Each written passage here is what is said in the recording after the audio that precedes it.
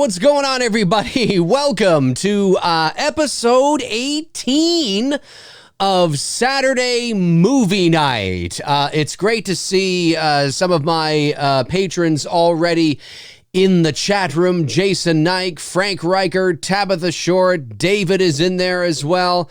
It's great to see you guys, of course. This is Saturday Movie Night. Yeah, we do this once a month, basically at the end of every month. And in case you're just joining us after the fact, this is a level 2 and level 3 Patreon only exclusive. If you want to get the opportunity to vote on the movie that I watch and give some commentary on, then you have to be part of level number 3 on my Patreon. But if you want to be part of the live broadcast like I'm doing right now, although you're probably watching this after the fact, then you have to be at least part of level number 2. So hopefully that made sense. But yeah, and I put up a list of movies towards the end of every month, and my level 3 patrons vote on which movie they want me to watch. And tonight I am watching the original Psycho from 1960, Alfred Hitchcock's Psycho. Now, let me also say this. This is not a Saturday Movie Night, is not, a director's commentary. It's not an in-depth, hardcore analysis of the movies that I watch. Now, sometimes there may be a movie that I'm watching that my patrons vote on that I actually know a lot about, and I know a lot of the nitty-gritty details about the movie and the production and the nuances and the layers and the symbolism, and then, I can actually offer some interesting tidbits and information to that movie. But sometimes there's movies that maybe I haven't seen, in a long time, or I haven't watched in, who knows how long. And then I just offer what I can. The whole purpose of Saturday Movie Night is not to give sort of like a director's in-depth analysis and commentary. It's just friends watching movies, right? You know what I mean? It's just, we sit down together on a Saturday night at 7 o'clock, well, 7 where I am, and we just shoot the shit and watch a movie, watch a good movie, and just, kind of talk about it. That's what Saturday Movie Night is. So if that interests you, click on my Patreon link below, and make sure to subscribe to at least number level 2 or 3. But yeah, tonight we are watching Psycho. I am excited about this. This is the original, of course, from 1960, and Tabitha Short, the lovely Tabitha Short, one of my patrons here and one of my moderators, has never seen the original Psycho. And I stand to be corrected, but I believe this is the first time you're going to watch this. Wait, she says, unless now I can see. Oh, I don't even think she's seen a Hitchcock film yet. Ooh. Well, this is exciting. This is going to be great. Really excited about this one. This is absolutely one of the greatest, and there's a variety of reasons for this. I mean, God, there's so many things. Maybe I should just roll the movie and then we can kind of talk about it as we go. Let's do that. Let me bring up the movie here. Are you guys ready in the chat? Whether you're watching it on DVD or Blu-ray, I think it's been released on Blu-ray, digitally, maybe the wood-burning. I always say that's just a lame joke. The wood-burning copy. Let me get my copy up here. There we go. My copy is there. I am ready. Are you guys ready? Ready. Rent it on YouTube. Tabitha Short is ready. I think everybody is okay. All right. Here we go. And in 5, 4, 3, 2, and 1. Oh, yes. I'm excited. Oh, wait a minute. Wait. Before, okay. I should have told you where I was. It says Indo Overseas Films right now is on the screen. I'm watching it digitally. And then that's going to go away. It should go away. Okay. I'll let you know where I am. Now we hear the theme. Bum, bum, na na na na na na. The lines going by. And then we see on the screen here, Alfred Hitchcock's. And then Psycho. That's where I am right now. Psycho is on the screen. And then it goes like this. It goes back and forth. And then it goes away. This is one of the greatest, starring Anthony Perkins. This is an awesome score. I love this score. Like it's got even I don't know. It's just so, I could see this score being used today. Absolutely used today. This is a great movie. And of course, the important thing is, for those of you that are watching after the fact that may be, younger, maybe you're in your late teens, early 20s or something like that. the trick to watching older movies that maybe your parents are trying to get you to watch or your grandparents are trying to get you to watch, and you're like, I don't understand. It's black and white, it's old, or whatever the case is you have to. It's all in the mindset, right? You have to remember, the time period for which this movie, whatever movie that is you are watching, came out. When this movie came out, there wasn't anything like this. And remember, Alfred Hitchcock had been making movies for like nearly 30 years at this point. He started making movies back in the 30s. Okay, he's probably most famous or most well known, or let me try that again. His most well-known, most famous movies, probably Psycho, and yet he had already made 20 movies prior to that? Something ridiculous like that.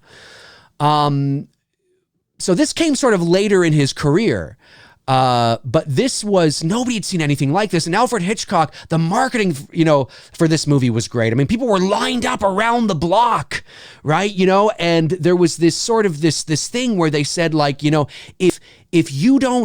if you're not in the movie theater by the time the movie starts, they're not going to admit anybody late. Like if the movie begins, too bad, you got to wait till the next showing. That was part of the it's so incredible, it's so intense, you've got to be there from the very beginning. Now, do you have to be there from the very beginning? If you walked in 5 minutes into the movie, would you be okay? Yeah, you would. But back then, it was part of that hype, right? It was part of that, holy fuck, we got to be there from the very beginning, man. We got to be there from the beginning.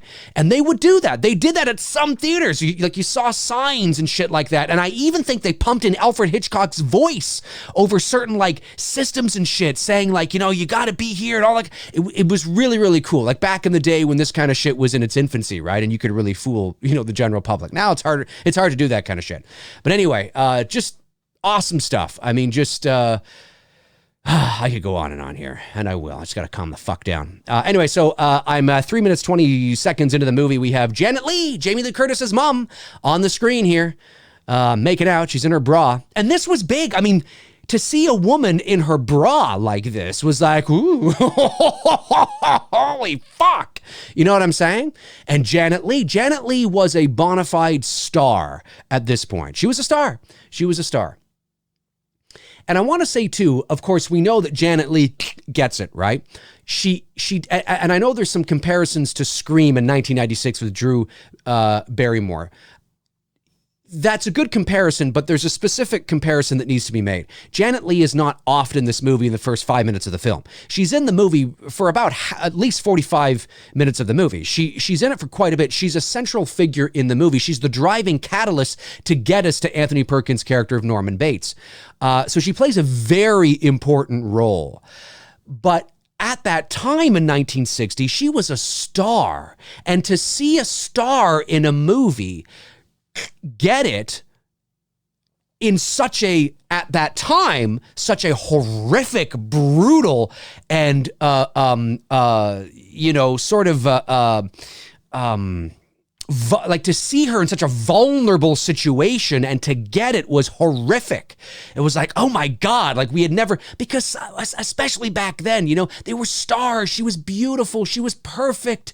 She was a saint. She was beautiful, and then to see her in such a vulnerable position get murdered like that was just horrific. So, that was real, the real sort of crux of the surprise of the movie was like, oh my God, it wasn't that she was just off, or offed, and the last half of the film is takes us in a bit of a different direction, and we realize that it's actually Norman Bates's movie per se.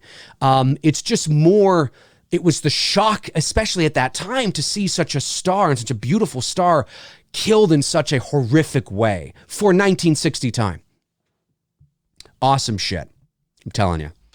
So yeah, so again, I'm 5 minutes, 40 seconds into the movie here where Janet Leigh of Marion is her name. They're talking about how they want to be together. And this is beautifully filmed. I didn't touch on this because, of course, I was yapping, but the opening shot of the movie as we're panning by and then we slowly zoom up into the window and then come through the window, beautifully done, beautifully done. Alfred Hitchcock's daughter is also in this movie. I think it's his daughter.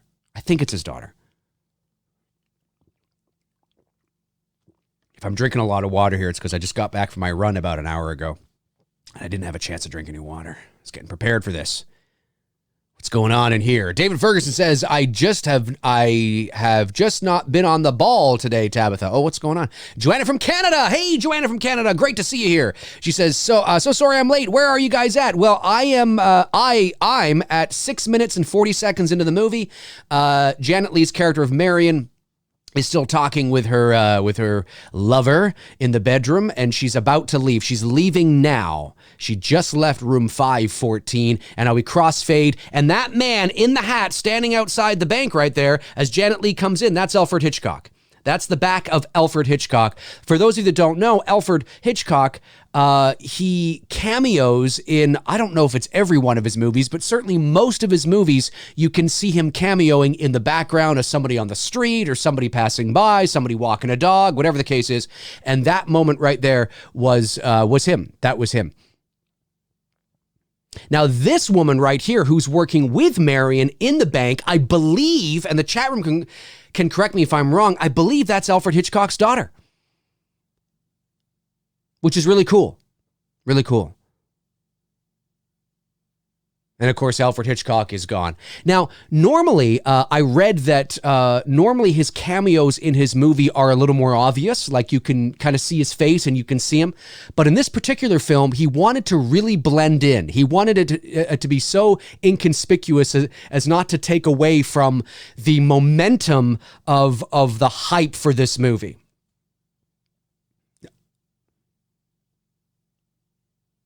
So funny. Jacqueline McEwen says, I heard that Hitchcock's cameos were so expected by audiences that he started doing them right at the beginning so they wouldn't be a distraction. Oh, well, there you go. Yes, exactly. You just took the word. Yeah, you just kind of capitalized on what I said. Yeah, 100%, especially for this movie, because it was such like the hype around it, the marketing around it. I mean, this was big, and he wanted to get it out of the way early, like you said, but he wanted it to be very inconspicuous, because you blink and you don't even know it's him. I mean, he's not even facing the camera there. Anyways, we are 8 minutes, 40 seconds into the movie. We got the guy with the hat here. I forget his name. He's trying to woo Marion here. It's not happening. It's not going to happen. She was beautiful though, wasn't she? Very beautiful. And you know, it's crazy to think, it's always funny to look at people back in the 30s, the 40s, the 50s, the 60s. They always, even when they're younger, they always seem older because of the way they dressed or the way they carried themselves. Like you look at teenagers from, the 40s or the 50s, and they're always like, God, they look so, I mean, I believe, was this 1960, right? So Janet Leigh in this movie is she's 33 years old. She's 33 years old in this movie. Oh, I notice I've got the yeah, she's 33. 33. Sorry about that. Let me just bring up the movie here. Hard to believe, isn't it? She seems older though, doesn't she? She seems older, but she's 33. She's 7 years younger than me.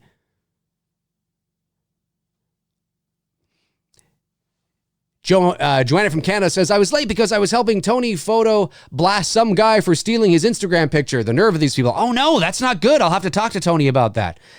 Guys, not anybody here, because obviously you guys are awesome, but anybody watching after the fact, don't do that stuff. If you want to take people's, well, first of all, you shouldn't be taking anything, but if you want to borrow or use anybody's work, number one, you have to ask permission, and number two, you must give credit for that.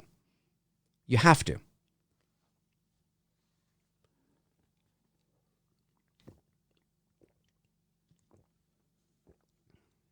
Gonna spend this weekend in bed. I don't know about that. You're gonna spend this weekend in the shower, bitch.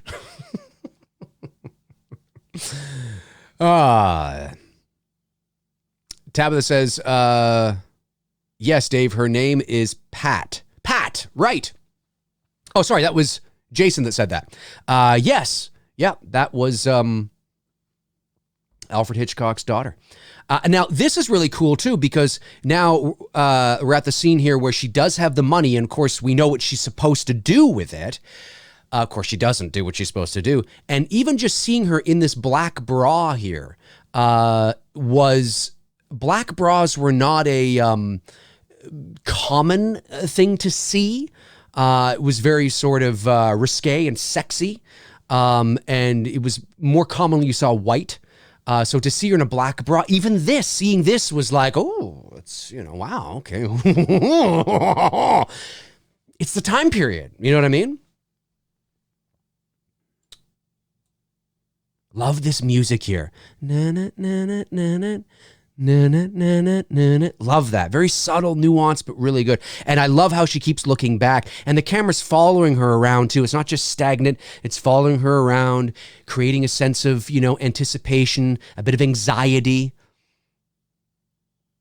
And, of course, the music helps with that, obviously.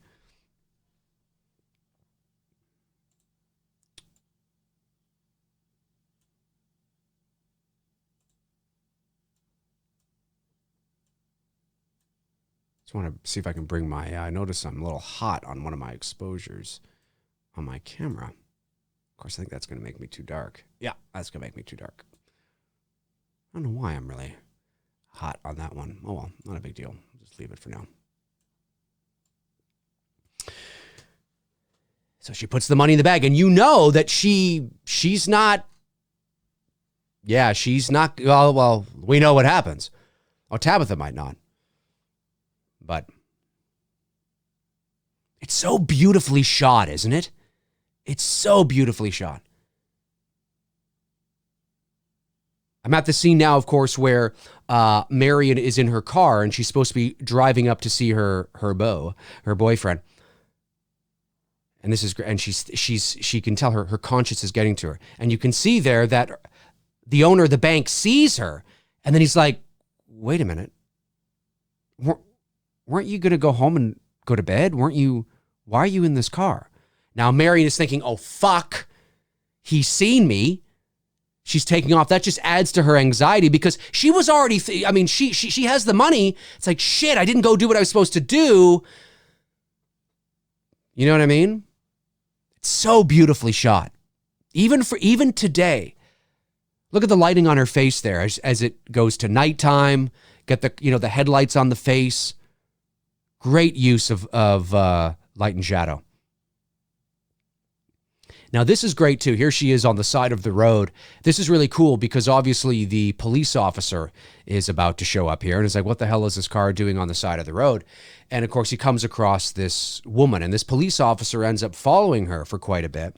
And he's there. He's like her conscience.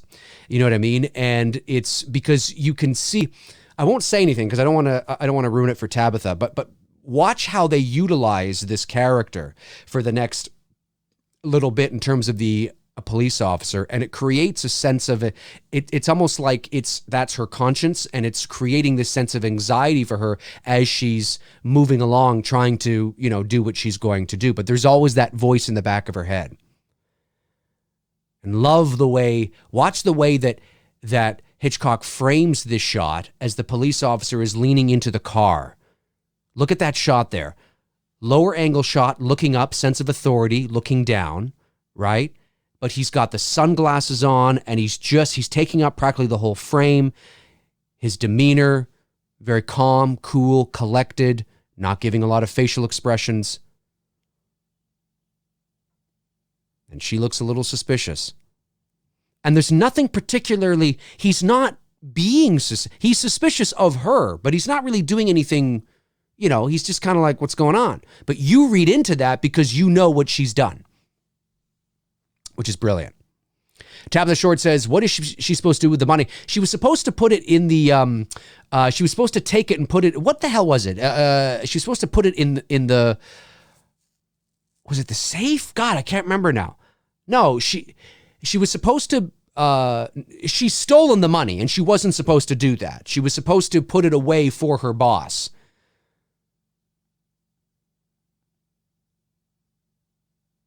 And how much is it again? Like, is it in the thousands?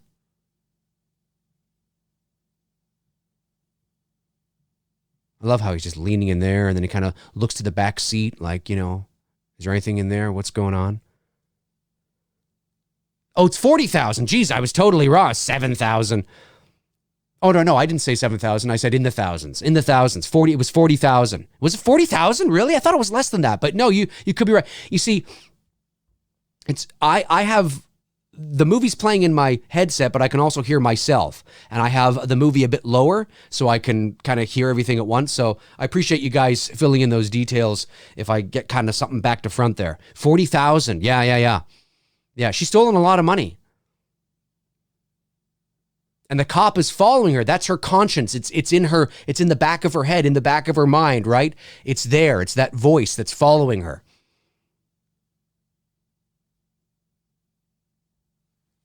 So beautifully shot. I mean, even for today, this is 1960.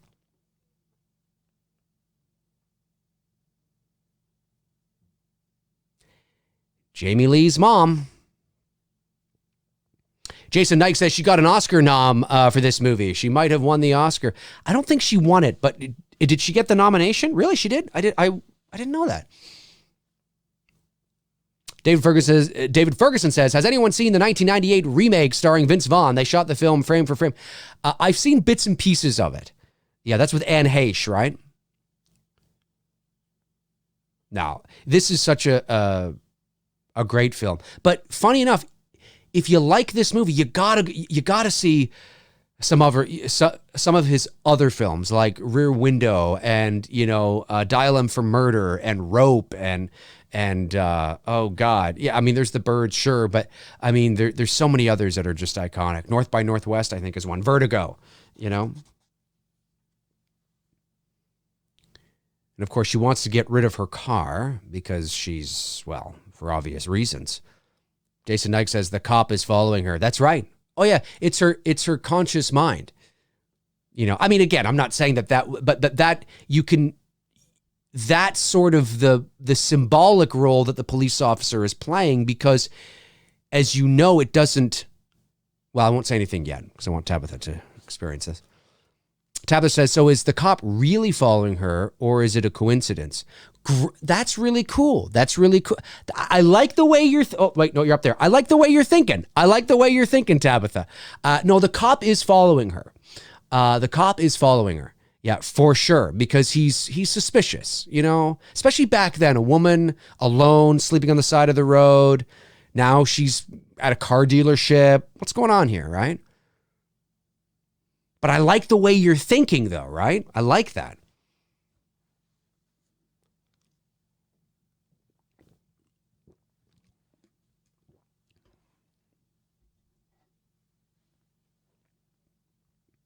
Love to go to a car dealership with this kind of guy. Cars were easier to buy back then. They were, and a lot cheaper. You could buy a car for like $5,000.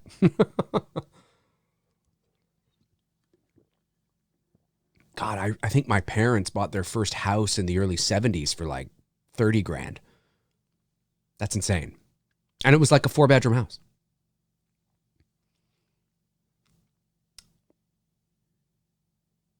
So great. Of course, she looks back and sees the police officer just standing there like, what's going on here? Well, suspicious. But what's so great about this movie as well, as you can clearly see being, 20 minutes into the movie, is there is a slow burn to it. Right? He's taking you in a direction and then moving you into this direction and building up to what eventually Psycho is most famous for. But you have to become emotionally attached to the character. You got to identify with her. You got to empathize with her or sympathize, not really sympathize, but empathize maybe with her motives or disagree with her, motives and really get attached to her. Hitchcock wants you to become attached to her, because it makes what eventually happens that much more like, oh my God, right? Because you don't see it coming. But it's so beautifully shot.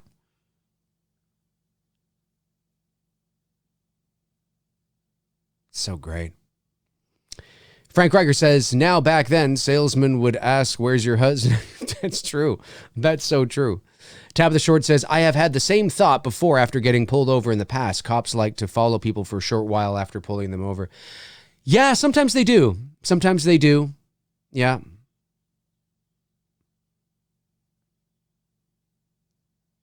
She's using the facilities. I think. Is she in the bathroom? Yeah, she's in the washroom.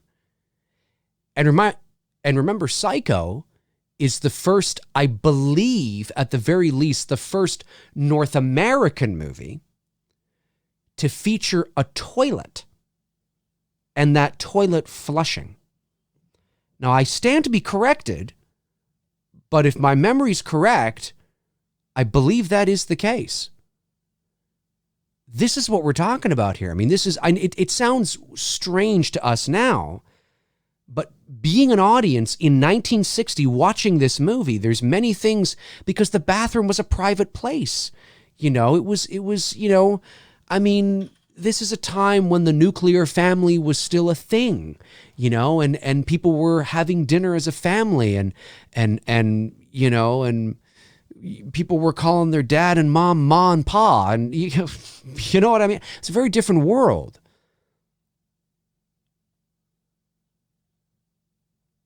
I don't trust you, ma'am, but I think you're kind of sexy. Frank Riker says, Dave saw a Corvette on that lot for $2,395. That's a steal. Go get it. I should. That is a steal. I wasn't even paying that much attention, or that close attention, I should say. Tabitha says, we had this discussion recently, Dave, about the toilet. I believe it's true. Yes, that's right. That's right. Yeah, it's crazy to think, isn't it? Crazy to think. Jason Dyke says, laughing at Frank. The Corvette. David Ferguson says, I thought Psycho 2 wasn't bad, but the sequels after that fell into the same old ridiculous pattern as most horror franchises go. Psycho 2 actually is an incredibly underrated sequel. It's a very good sequel. Psycho doesn't need a sequel because its message is very clear. But certainly its sequel was pretty good. And Dean Cundy was the director of photography on that. Excuse me. So she's committed now. She's committed. She's left. The cop is like, well, but those voices, she can kind of. Now, here's the thing. Now, she obviously is not aware of those conversations. She wasn't there to hear those people talking in her head. This is what she's assuming they're saying back there. Right? How would she know what they're saying? She left. This is her conscience again, right? Eating away at her that, oh, they're probably saying this. Oh, they're probably thinking this. They're probably saying that. And she's probably correct. Same here. What's happening here with the bank, right? With the bank and right. It's great. Yeah. See how does she know they're having this conversation? She doesn't. Oh, she's worried all right, but she ain't worried about the same shit. Frank Riker says, notice how no one acknowledged the cop. It's true. That's a good catch. That's a good catch. Joanna from Canada says, is Psycho 2 the longest time gap for a sequel to come out? I don't know. It's a good question. It was about, 21, 22 years, something like that? I'm not sure. Tabitha Short says, this movie looks more like a mystery movie to me instead of a thriller. Well, again, I mean, the now for sure, right? But at the time in 1960, it was very, what was a thriller back then or a horror movie was very different, The threshold was more nuanced, let's say. But as you can see, I mean, we're 25 minutes into the movie, still no Bates Motel, still no Norman Bates. They're really, and look at her face here.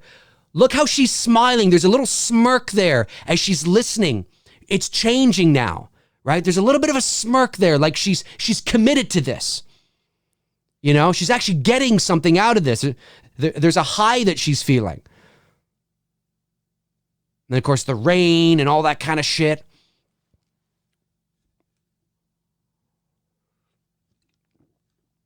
And it's the weather, obviously, that forces her off the road to to try and find somewhere to crash for the night.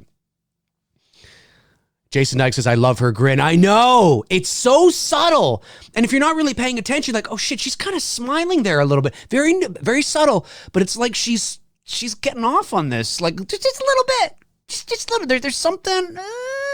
There's something. That's kind of creepy in and of itself. Tabitha says, I hate driving in the rain, especially at night. Bad anxiety. Yeah. I do too. I'm not a big fan of driving in the rain at night. Not a big fan of driving in the rain. There it is, the Bates Motel. And, you know, I did a video on this about, I don't know, a few months back where I talked about what is the most iconic horror house in history. And I believe it's the Psycho House. But I took my personal opinions out of it in terms of, you know, what's my favorite or, you know, all that kind of stuff. And I tried to use, I tried to quantify it. And my measuring stick, my litmus test, my bar, so to speak, was, there it is. Awesome shot. Look at that shot. Now watch this. Look at that. There's clearly a woman that looks like a woman walking past the window. Isn't that an amazing shot? The rain coming down. There's no music. You just see the shadow go by. Brilliant. Love that. But I came to the conclusion that it was the Psycho House because I believe that you can show that house to the average person on the street and they would know instantly what house it was. It's that embedded into the pop culture consciousness. You can show people the Elm Street house. And I remember, I'm talking about the average person on the street, right? Not necessarily a horror enthusiast or horror fan. You know, so I think it is, you know, and there's lots of, right? There's the Elm Street house, the Myers house, the Amityville horror house. But I think the Psycho House is the most iconic in terms of being the most recognizable. I think the most people would be able to recognize the Psycho House over any other house. And there he is, Anthony Perkins. Of course, in the book, Norman Bates was I think it was like a short, fat, bald guy or something like that, if I'm not mistaken. But for the movie, they wanted a dashing, young, handsome, which makes sense. I get that, right? It's a little more visually pleasing for the audience.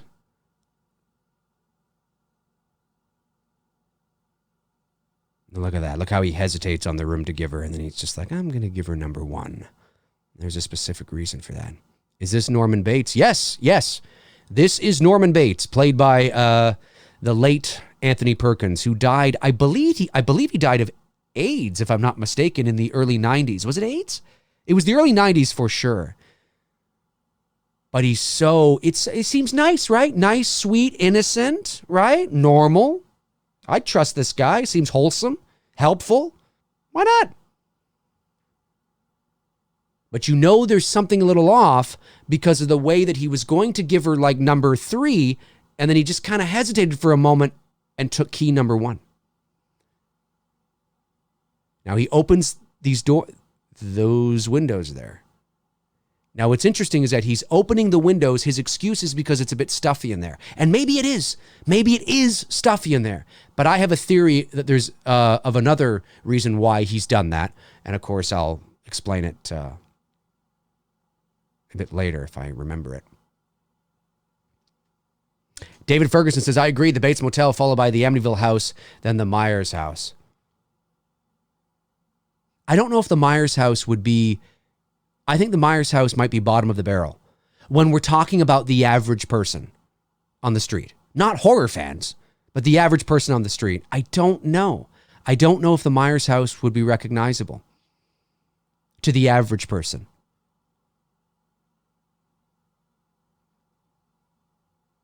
I love how he just seems so sweet, right?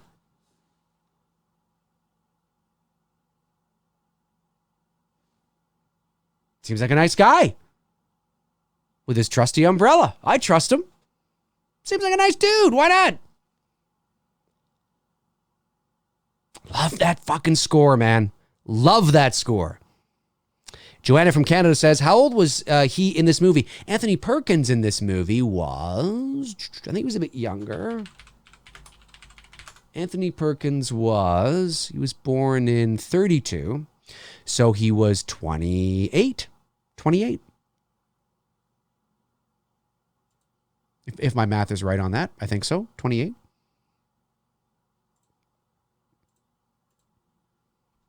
I love this. The windows are open. She's by the window. She walks over, is looking where to put the money now, right? She's got to find a place to hide thousands of dollars. He is younger than her. Yeah, she's 33 here. She looks older than 33. I mean, she looks fantastic. But it's funny how younger people many years ago looked older. I mean, I'm 7 years older than she is here. I love this. I love seeing how she's committed. She's committed.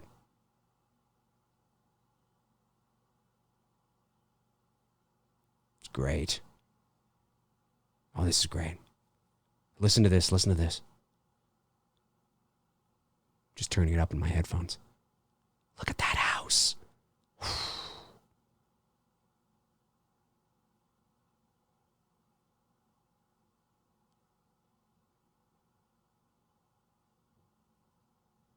It's so good. Listen to that. Listen to the conversation.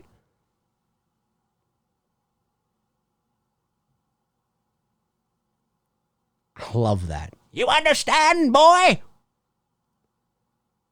Yes.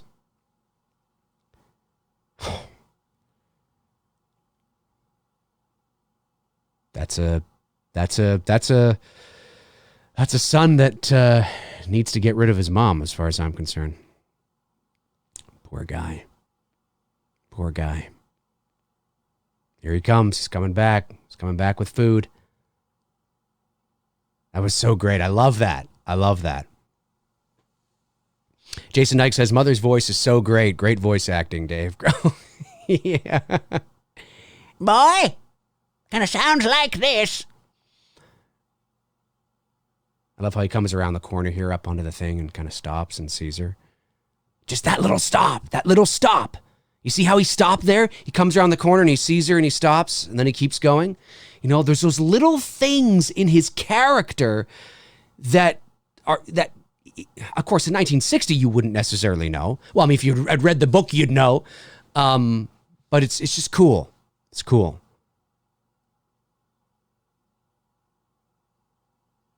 He played this so well. Man, he played this well.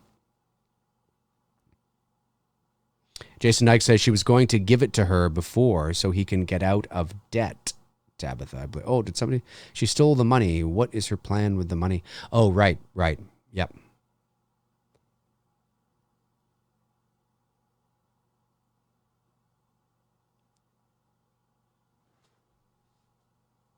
Nicer and warmer in the office. I don't know.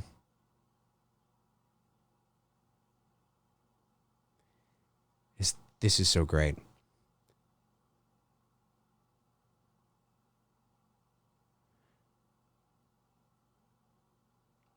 Watch when he turns on the lights.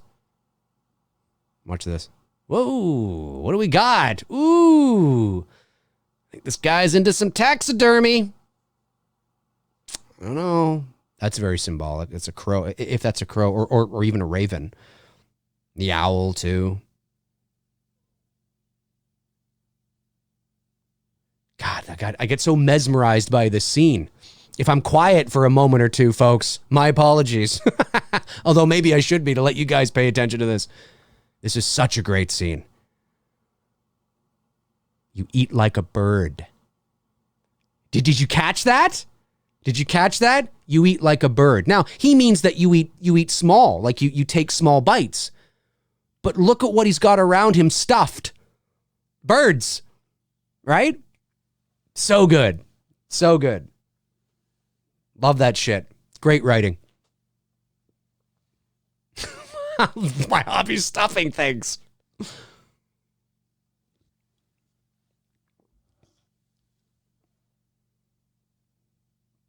This is so good. I got to turn this up in my phones. Yeah.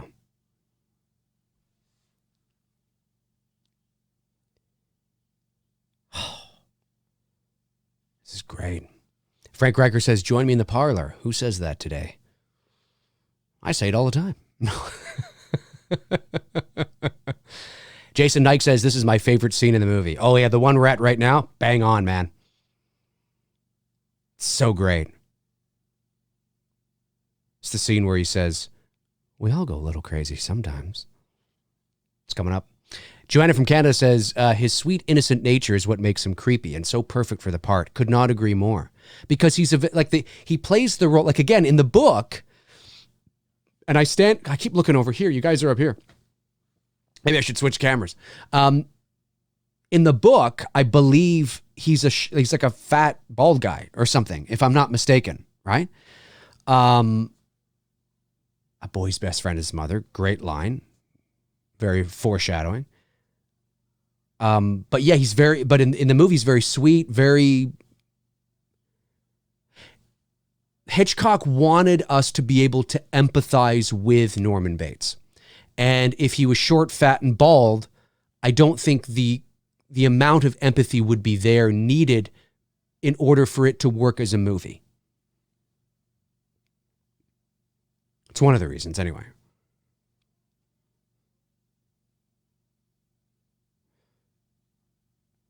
No, it didn't. Oh, this is so good. I wish so much I could bring the audio and the movie actually onto the show, but can't do that. So good. His body language is outstanding. Oh, it is. It's great. Look how he's playing with his hands.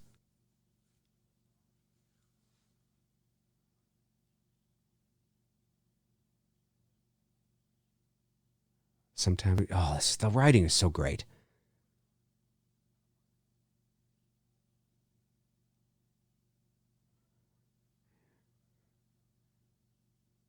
Nervous, but a sweet, sort of inexperienced nervous, you know?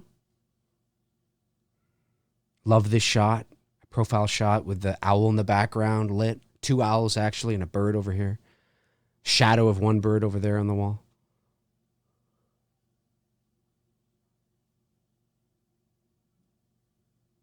It's so good. Man, it's good. Look, everybody's quiet in the chat room. We're all like this.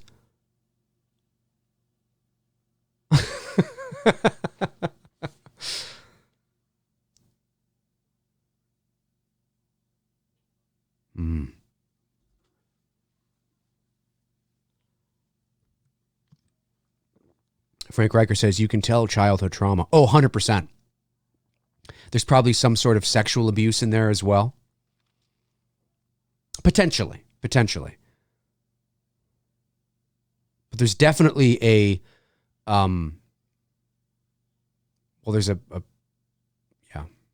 anyway, I don't want to give anything away. I mean, most of us have seen it, but Tabitha, I know, hasn't. So I want her to kind of soak it all in.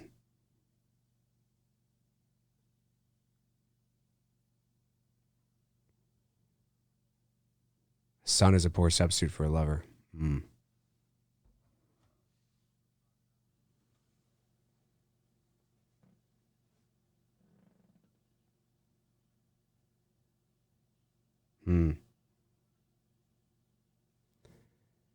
Joanna from Canada says, this is the type of slow burn that absolutely pulls you in and keeps you interested. Yep. Could not agree more. You don't see conversations like this, you know? It's really great. David Ferguson says, I'm surprised Anthony Perkins never went on to be a bigger star. Yeah.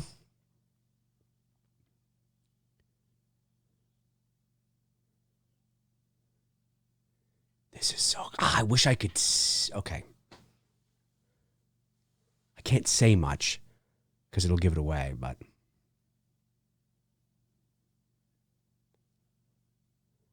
Look how he's responding to this.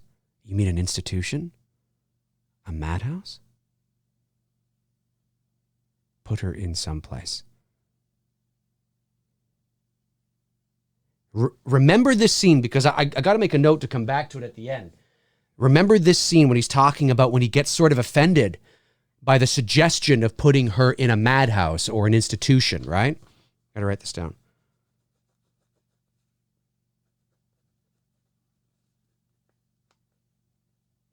She's harmless.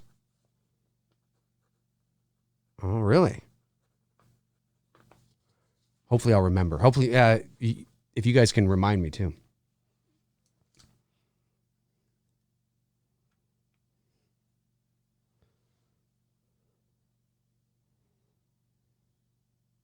Oh, yeah.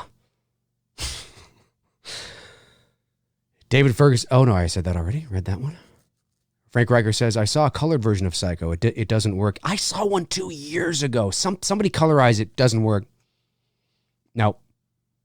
It's got to be black and white. Tabitha Short said, did he kill his mom and he acts as her? Do you know the answer to that, Tabitha, or are you asking?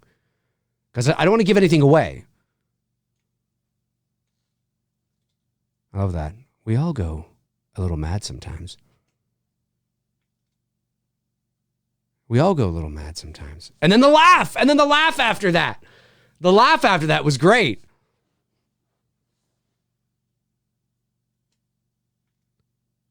Hey, Darren made it in. Evening, Darren. Great to... Well, boy, it must be late where you are. I'm asking. I think I've heard that before. Okay, well, I don't know if I should give it away or not.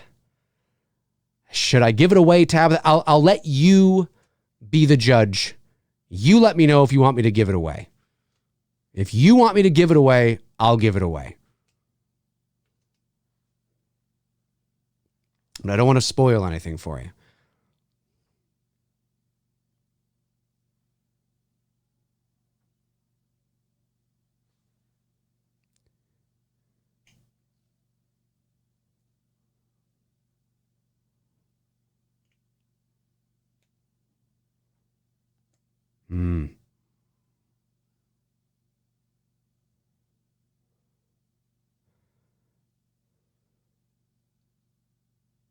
I love that.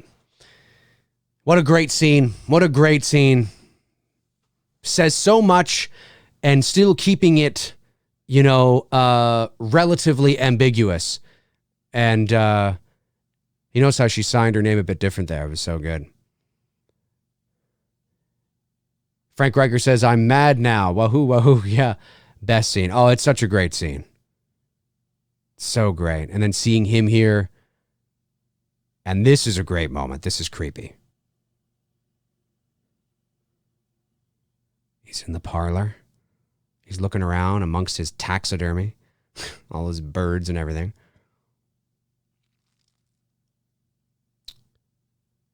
Oh, man. He removes the photo and look at that. Ooh, creepy. So that's why he put her in room number 1. Of course, the black lingerie, naturally, of course, is the same night. That's a great shot there of the eye just looking through the hole.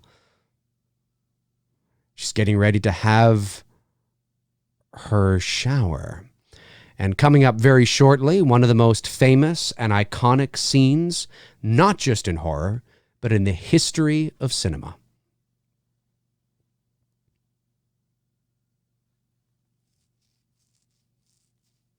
And there's reasons for that. It's not just somebody being killed in a bathtub, in a shower. Darren Sand says, thanks, David. I totally forgot to. Caught up watching Tiger King. I've never heard of Tiger King. Tabitha Short says, I may end up missing part of the movie. Austin's getting sleepy. It's almost his bedtime. Oh, that's okay. That's all right. Hey, mom duties come first, right? Mom duties come first. You can always watch it again on your own. I highly recommend it, actually. It's good. Now, of course, the interior of this house is a set. The house that you see on the outside, which actually is at Universal Studios in Hollywood, is the outside of the house, and I think they have some things inside. Now I'm trying to remember if the inside of that house is a set, or if they shot it on a stage. I gotta No, I'm not 100% sure of that. YouTube lets me rent it for 48 hours. Cool. Well, there you go. Perfect. You'll really like it. Like if Austin, is having a nap or something, and it's like maybe it's Sunday afternoon and you want to watch it again without me yabbering in your ear or something like that. I think you'll really enjoy it, and you'll pick up on some stuff too. It's a classic, right? It's worth a watch at least once. So now look at that. This is the first time, at least the first time in North America, that we are seeing a toilet flush. Thank God it's not flushing because somebody just took a crap. She's had tossed because she's starting to have second thoughts and doubts because of the conversation she had with Norman Bates. So she's figuring that, you know what, maybe I can't do this after all. But here we are. This is the shower scene. We are at it. The shower scene happens 47 minutes into the movie, ladies and gentlemen. 47 minutes into the movie. I will just be quiet and let you watch this. Well, I won't be totally quiet, but now, fuck it. I can't be quiet at all. Nobody has seen anything like this. Seeing this starlet in this vulnerable position in a shower like this, presumably nude. She's not really, of course. And there it is. In comes, like this. There it is.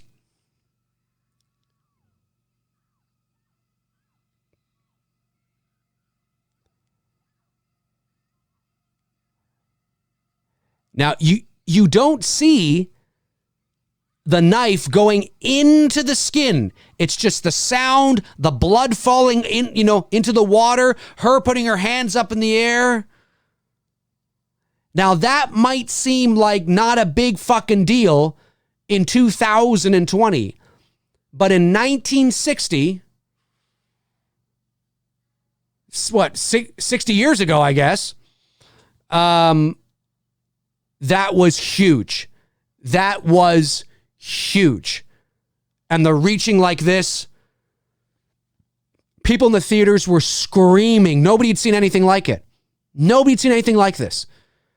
And to a bona fide star who was seemingly perfect like Janet Leigh. I mean, it's like, oh my God. I mean, in such a horrific, intrusive, violent death. I mean, let's not forget they shot this movie in black and white partially so they could get past the censors. So so the blood wasn't red; it was dark. They used chocolate syrup. I mean, such a different time. This is such a great shot.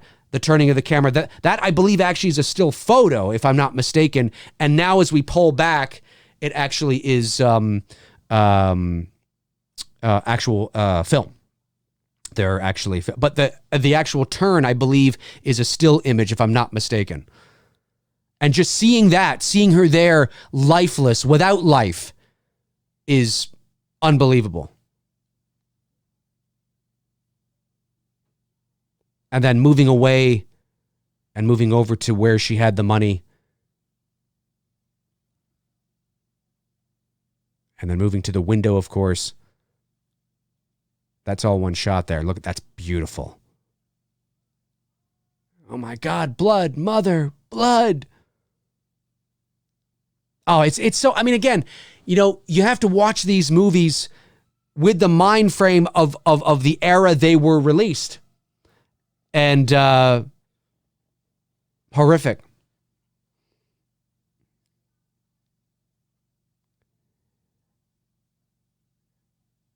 And of course, this movie is, well, I mean, partially, again, because obviously of the time period, but much of it is theater of the mind. And what's so great is that you never saw the knife piercing the skin. And that's, of course, intentional as well.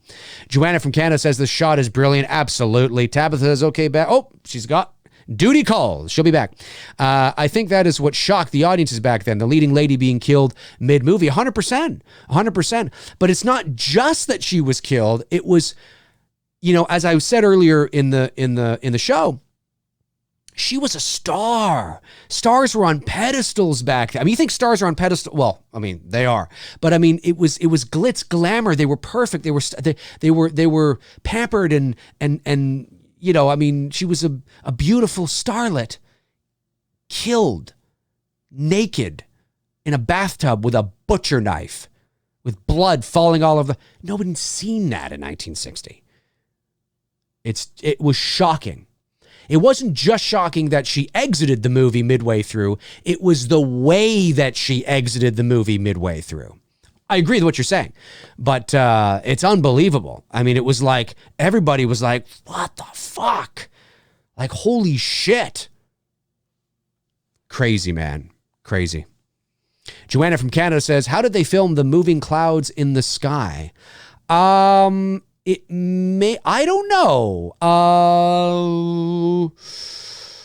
There are a couple of matte paintings in this movie.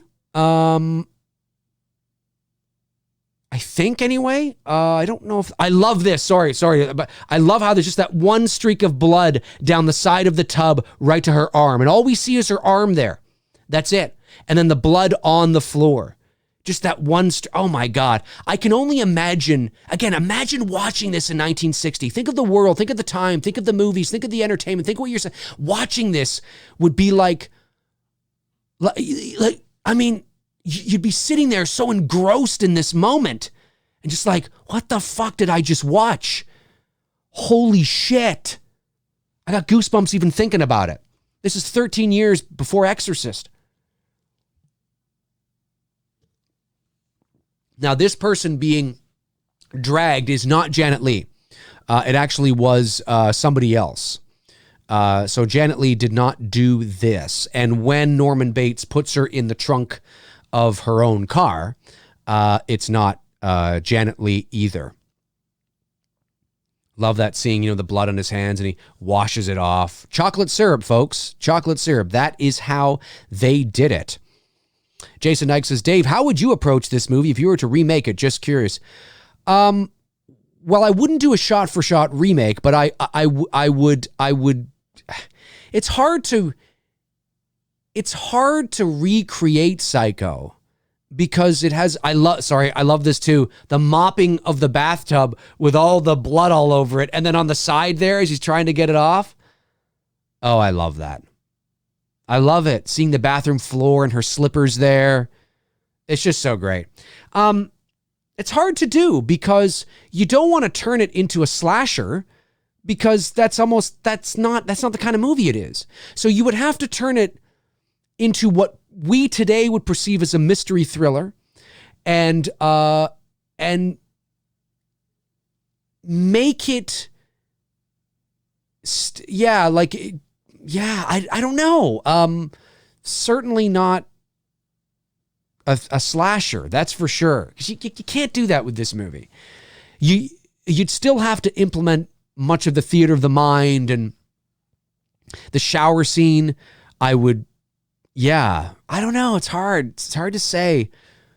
It's a movie really that I don't think you touch. I mean, it's because it's got such a specific identity to it. There's specific reasons why it works. And if you change that, then it's not Psycho. Love this score. I can't get enough of this score, though. David Ferguson says the shower scene is probably the most iconic scene in horror. It's definitely up there. 100%. And it might be the most iconic of all time because of the nature of the horror genre at the time and how Psycho propelled that kind of horror, that kind of what was possible to see. Even though you're not seeing much, it was planting the seed that if this is possible to show this, how far can we go? Now, there were other horror films that were already sort of going there. But this was like mainstream. This was huge. And it was like, wow. I love just seeing how he's folding the shower curtain over the body. I love it. And we're just watching him go through this process. And it's so important that we watch him go through this process because it only helps us to see and understand the psychological makeup of this character. Watching him go through this process, watching how void of emotion he appears to be, how it's as if he's just making a pizza for dinner. He's not showing any emotion. And then, of course, what he's about to do here with the car. Frank Greger says, it's funny, TripAdvisor gives Bates Motel a 4 out of 5 stars, saying the rooms are really clean. Creepy. David Ferguson says, the Bates Motel TV series had a really good twist in the shower scene. I haven't seen it, but you know what? I should check it out, because if I watch the Bates Motel TV series, that might give me an idea of maybe how to approach a theatrical film of Psycho. Joanna from Canada says, the shower scene absolutely did for showers what Jaws did later for oceans. Everyone was nervous taking a shower after this movie. It's true. And again, it sounds silly to the average person, especially if you're a young kid coming up today, but it's different times, man. Different times. You know? You weren't inundated. You weren't saturated with the things we are now. You weren't desensitized with the things we are now. I mean, this was scary shit. Scary shit. I mean, it's 18 years before Halloween. It's almost 2 decades. Audiences were not used to seeing this. We're not used to even the suggestion of this. David Ferguson says, the acting from the leading characters was brilliant. I thought, Jason, the shower. You're talking about the Bates Motel TV show. Yeah, I got to check it out.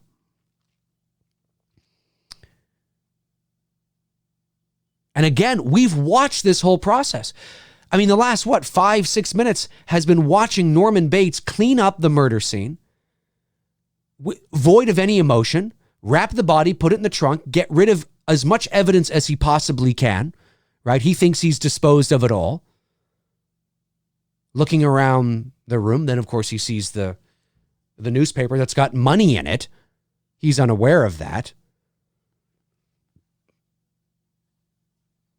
And puts it in the car, and she's buried with the thousands of dollars. There's one shot coming up. I don't know if it's here, but there is a shot coming up in a moment where I believe he's standing by the swamp where he puts her body, and he just turns and looks at the camera, and the camera's sort of coming in on him a bit. Oh, it's fucking creepy. Says so much without saying anything. It's such a great movie. So many different layers and so nuanced. It's my buzzwords. But it's true. I wouldn't say it if I didn't think it was true. Joanna from Canada says, I still keep my shower curtain open just a bit. I don't have a shower curtain, thankfully. I have a stall doors. But wouldn't lie, if I had a shower curtain after watching this movie, I might leave it open a little bit. He's disposing of the car. That guy. Now you know there's something up. You're like, why would he do this? Now, of course, if you're watching this for the first time and you don't know how this movie ends and what sort of the big twist is, you would think to yourself, well, he's protecting his mother. That's what he's doing. He's trying to protect his mother. And I guess from a certain point of view, he is. But that's not what's going on. Man, I've gone through almost 2 bottles of water already. I love this. And I love how it sinks and it kind of stops. And he's like, wait a minute, what's going on here? It stops. And he stops. He's like, what? Shit. And then it continues on. I love it. Love how, he looks back, looks around, making sure that nobody's there. There's moments in this movie where he almost kind of looks like, he's got almost kind of like a young Jim Carrey vibe. He doesn't look like Jim Carrey really, but just certain movements he does, I'm like, tall, skinny. Jim Carrey might have been an interesting Norman Bates. Look at that penmanship. My penmanship is ass. It didn't used to be, but I don't sign. I mean, I might sign contracts and things like that, but I don't write letters anymore. And whenever I'm writing in a card for someone's birthday or something, I'm always like, oh God, this, and then I might screw up. I'm like, oh geez, because we're typing all the time now and on our phones all the time. God, I wouldn't be surprised if they took cursive writing out of schools. Jacqueline McEwen says, I heard that the moment when it looks like the car isn't sinking, it was a way of getting the audience to sympathize with Norman and start seeing him as the protagonist. Interesting. You might be right. It's an interesting sort of Yes, psychologically, I can see that moment. I get what you're saying. I get what you're saying. It's subtle, but I get what you're saying. Because really, then you really begin to find out that you think you're like, because Marion is now gone, you think the movie's going in one direction, but then, of course, once then it's going in another. Tabitha's back. Welcome back. We just finished watching Norman Bates dispose of Marion's body. He placed her in the back of her own car, in the trunk, and put all her stuff in the trunk of the car, and then moved her car around the back of the or I guess maybe down the street or something, I don't know, to this little swamp area, and buried her car in the swamp, and it sank to the bottom of the swamp. That's what he did. Now we're back at Loomis's, this guy here, this character, his last name I believe is Loomis, if I'm not mistaken. And yes, that name obviously was inspiration for Dr. Loomis in Halloween.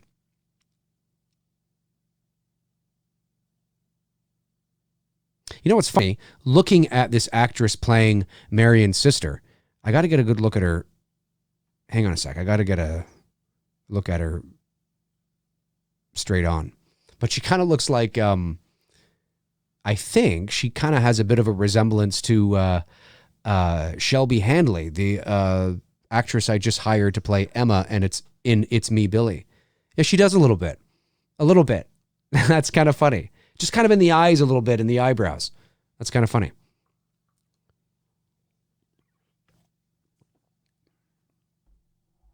$40,000. Sam Loomis almost looks... Yeah, Sam Loomis. There you go. Sam. I forgot his name was not just Loomis. It was Sam Loomis. That's right. There you go. Sam Loomis, at certain moments from the side, looks like a young Steve Martin when he had dark hair. Just certain expressions he does. Can't you guys see it? Do you see it, or is it just me? A young Steve Martin with dark hair. Just certain little moments. I kind of see it just a little bit. I don't know. Maybe it's just me. Tabitha Short says, so the cops found out Marion stole the money and is now investigating it. That's correct. That's right. Nobody knows that she's just been murdered, and she's been murdered at this Bates motel. So they're going to follow, they're kind of trying to follow the lead here. And of course, Sam Loomis is her boyfriend, and that was her sister in the movie. Fascinating. Joanna from Canada says, you missed a murder. This guy looks right into the camera. I saw that shower. Oh, she saw the shower scene. So great. I love how he's just eating like, what is he eating there? Birdseed, maybe? Look how skinny and lanky he is. He'd make a great Slender Man.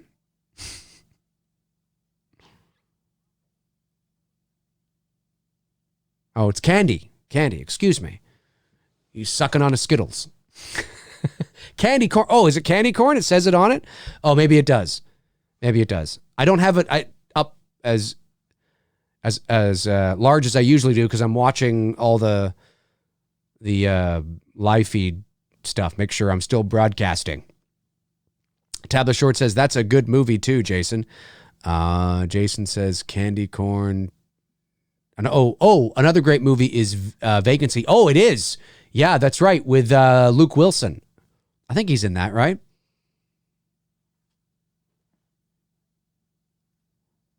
Watching Norman Bates interact with Marion and now with the private investigator here. I believe he's a private investigator. I don't think he's a cop. Yes, that's right. He's a private investigator. Is so interesting to watch. Yeah, because it's Norman Bates. And it's fascinating to watch him lie convincingly, but then you see certain cracks in the psychological makeup of his approach.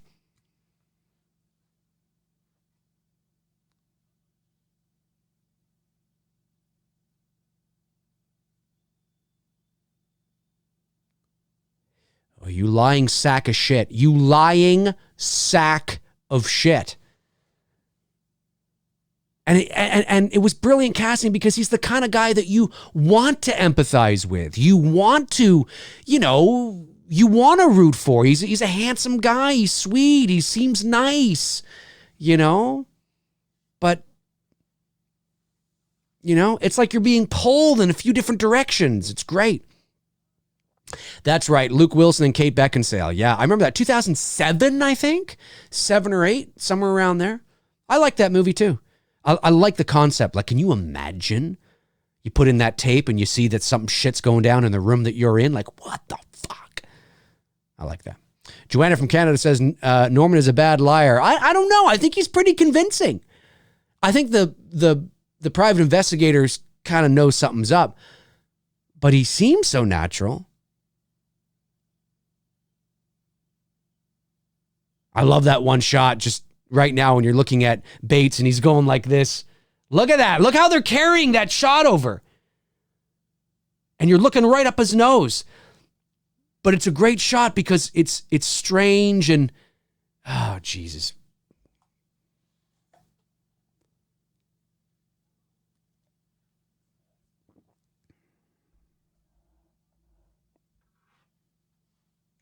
Fuck. Jason Dyke says, when my mom was alive, I used to joke with her and say, yes, mother. I should have done that. My mom's not alive anymore either, but I should have done that. That would have been funny.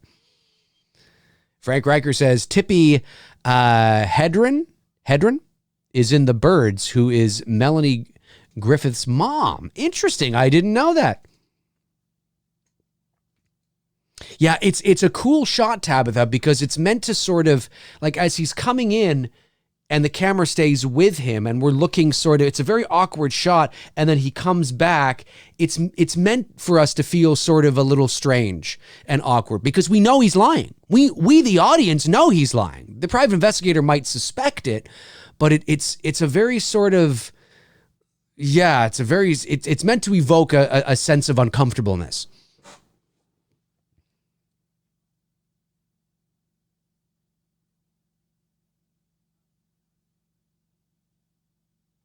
Yeah, now you're starting to fucking backpedal, you murdering sack of fucking shit.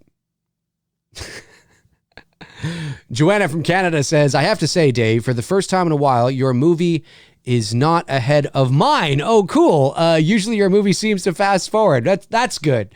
I don't know why that is. Maybe it's the stream. I don't know. Tony and I seem to have we'll sync up and we'll go for a bit, and then all of a sudden we'll be out of sync too. It's kind of strange.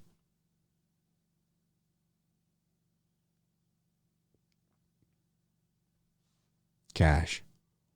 Mm-hmm. Right.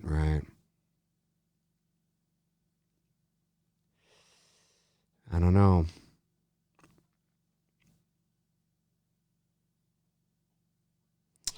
Keep watching. I gotta make sure this is still in.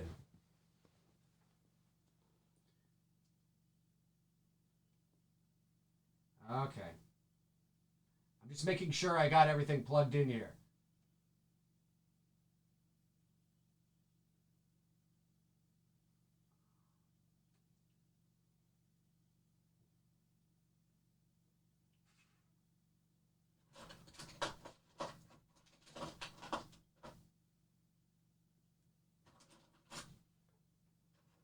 Cool shit.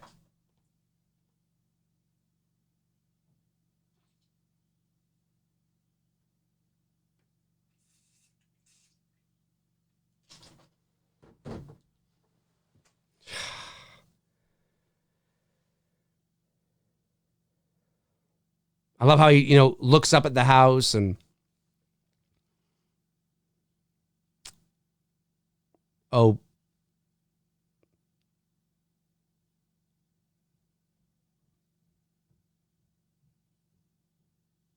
And I love it. I love this. I just love his approach. So great. Frank Riker says, Norman Bates is the type of guy you would bring home to a mother. I agree. He is, actually. That's what makes it so great. Tabitha Short says, how many people has Mr. Bates killed? I don't know, in this movie or over the course of the series. I don't know. Jason Dyke says, by the way, Dave, that was such a great interview with Vincent DeSante you did. He summed up everything I feel and think about Jason Voorhees. That's why Jason's my favorite. Awesome. I'm glad you enjoyed it, Jason. Cool. Yeah, he's such a great guy. Such a great guy. A lot of fun to talk to. I can't wait to talk to him and work with him when we get to Dylan's New Nightmare. Fingers crossed that'll happen sooner rather than later. Just in this movie. I think it's two.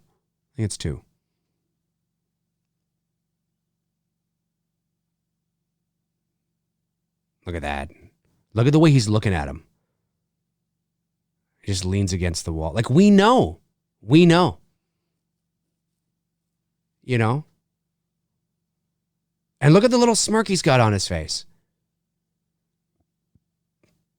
And he smiles right there. He smiles because he feels he's put one over on him.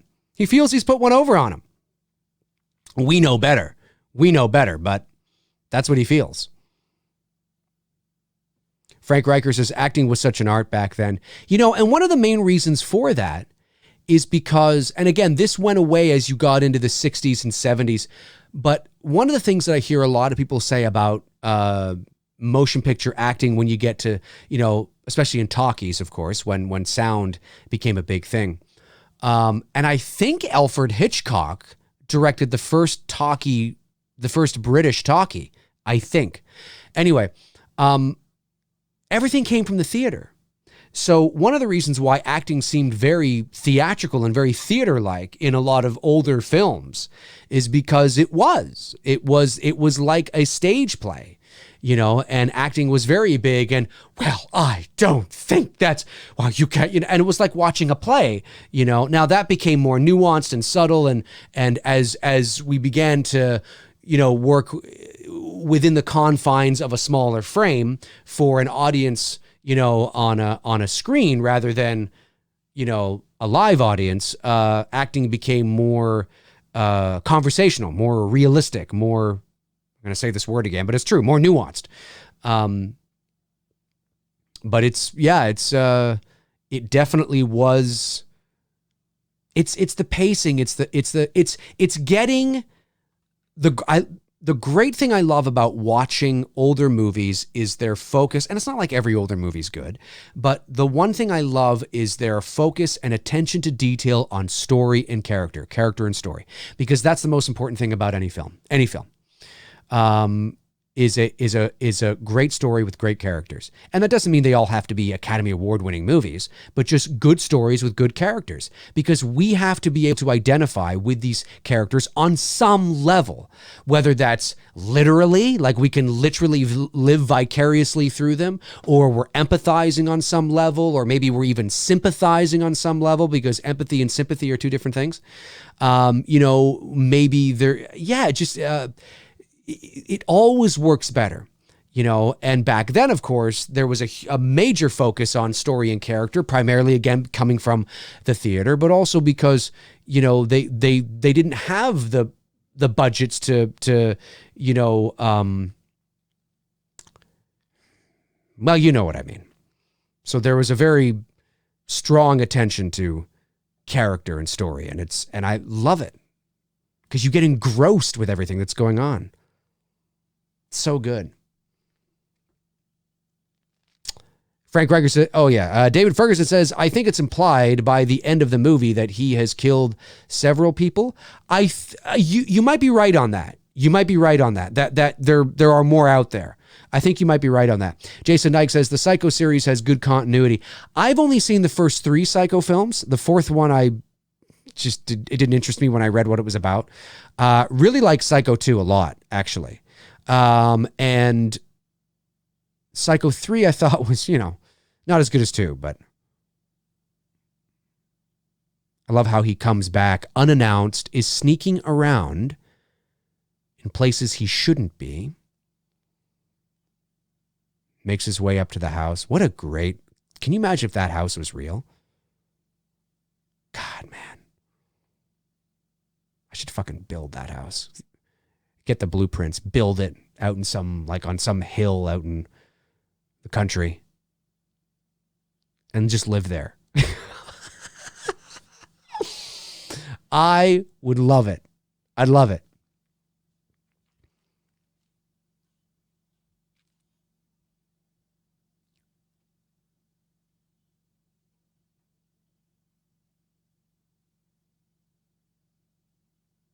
Love this. Comes in, everything's quiet. Like, what's going on? Tabitha says, so was this a set, Dave? Yes, I believe so. Now, whether the set was actually in the house and they built the house to work in, or if this is a soundstage, I'm not 100% sure. The house may be, I'm not going to say it's hollow, but it may have levels. But I'm not 100% sure. It's definitely a set. This is a great shot of him coming up the stairs. I like that. I like the lenses, the lens they use there. Watch this. Here it comes.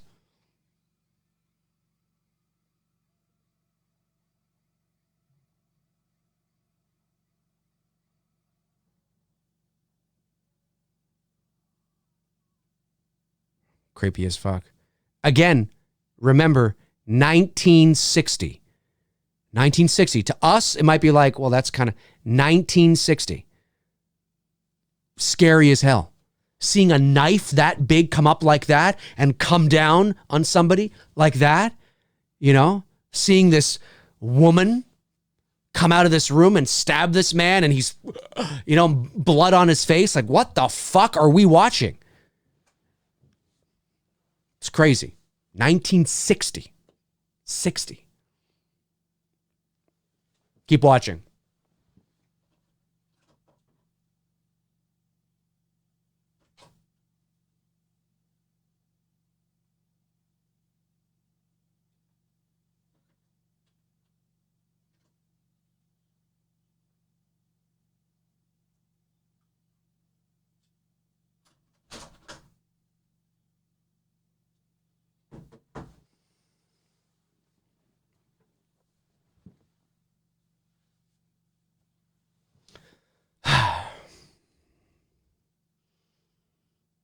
Sorry, guys. I was just trying to make sure that for some reason I thought I had a couple of cords that were loose back there, but they don't appear to be.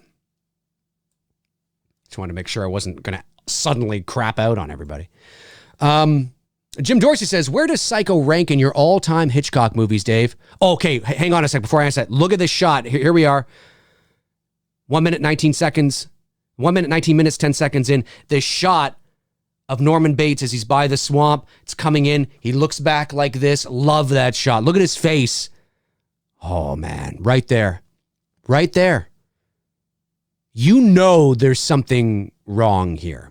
You know there's something wrong. I mean, listen, up to this point, again, if you're watching this movie for the first time or it's you think that he was protecting his mother. You think that, there's something else going on. And then I love how it turns into, like, even though the audience is not in the same position as the characters, right? The characters don't know what's going on, but the audience does to a degree.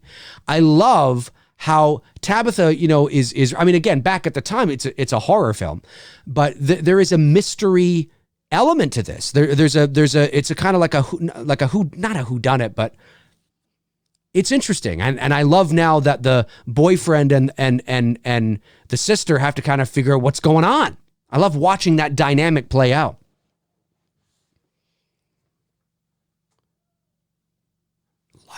Lila Crane. I'm going to have to tell Shelby when I meet Shelby. I haven't met her yet. Maybe she's watching this after the fact. Probably not. But when we do get a chance to meet, I'm going to have to tell her that she looks like this actress here. I forget her real name. Not identical, but it's like I could totally see her. If you did her up right, she could totally play that role. It looks funny. It's funny how you see certain people and you're like, God, you look. It's kind of funny. Tabitha Short says, oh man, more people I have to kill and bury in the swamp. Frank Cracker says, Dave, how would you like to see one of those birds fly at Loomis as he looked around? That might have been cool. That might have been cool. That's it. Vera Mills, right? Mills? I think it's Mills.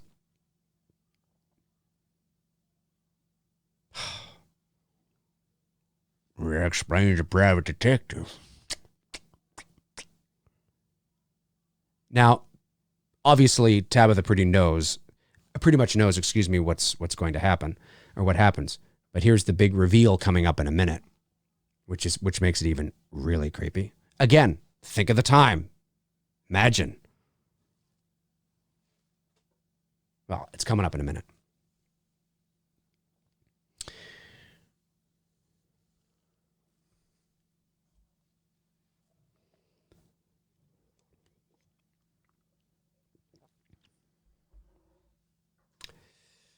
Yep, I think so too.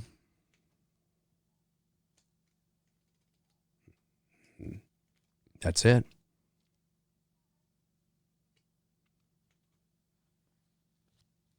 Call him. Call Norman.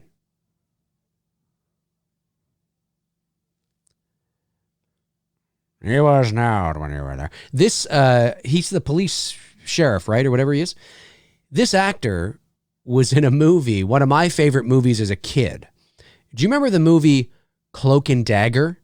It had Henry Thomas in it. And Henry Thomas and Dabney Coleman. 84? 85? 83? Somewhere around there. Do you remember that?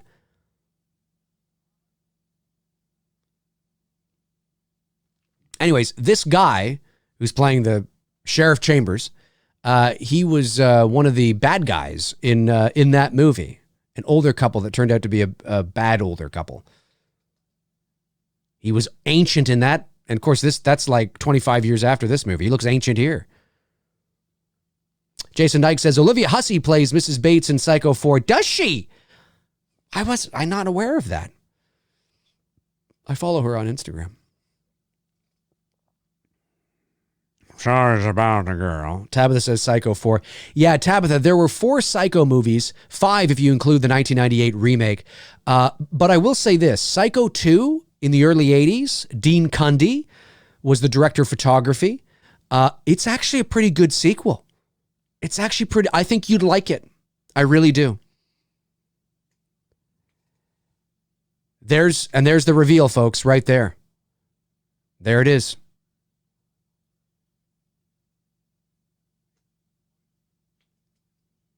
Can you imagine, like, wait a minute. If Mrs. Bates, this is so great. I got to listen to this line. Only way to die.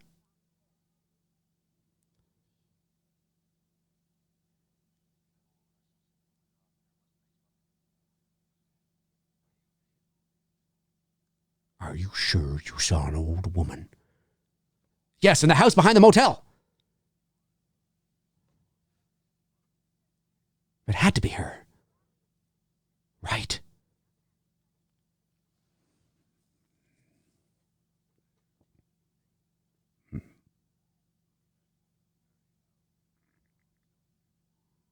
I love that. Well, if that woman up there is Mrs. Bates, who's that woman buried out in Green Lawn? Green Lawn? Lawn Green? Whatever the fuck I said, cemetery. It's so great. It's like, fuck. Such a great shot. Love that house, man. Love that house. Jim Dorsey says Psycho 2 is an underrated sequel. It's really good. It is. It is, actually. It's very good. Yeah, I agree. I love the way he walks up the stairs here. It's like he's shaking his ass. Has anybody else ever thought that? When Norman Bates walks up the stairs there, it's almost like he's doing a little bit of a dance. Like he's shaking his butt. Love that. Jason Dyke says Psycho 3 is funny as hell. It's got good cinematography. I have seen 3. I haven't seen 4. David Ferguson says the end is a brilliant twist. It is. Yep. And creepy. Man. my big Marion. And I love this, how the camera's going up. And then, of course, I think we go over it, right? Do we or do we not? I can't remember. Hang on. No, we just come here like this. And for the camera to be up like that, obviously, you would need the space to do that. So it's a set. And I know it's a set, but just the logistics of moving a camera around like that and pointing it down, it's great cinematography.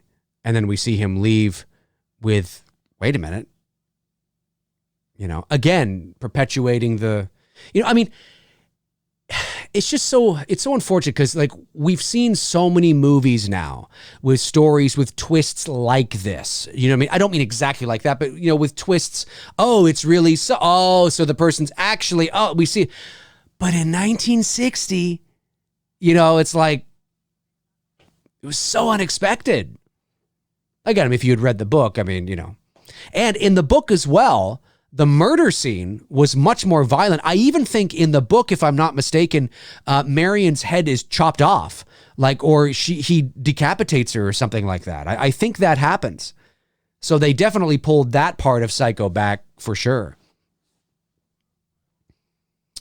Tabitha Short says, so I couldn't hear that conversation in the house. Did Norman kill his mom and her boyfriend or just find them dead?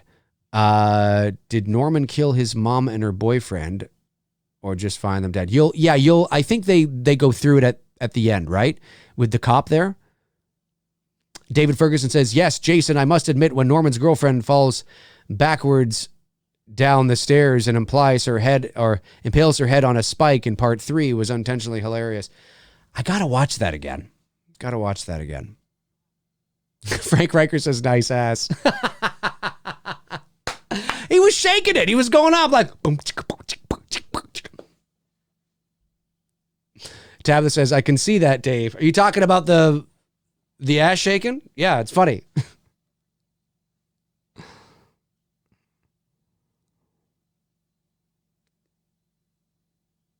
And I've seen that motel and that house because that is on the back lot of Universal Studios in Hollywood.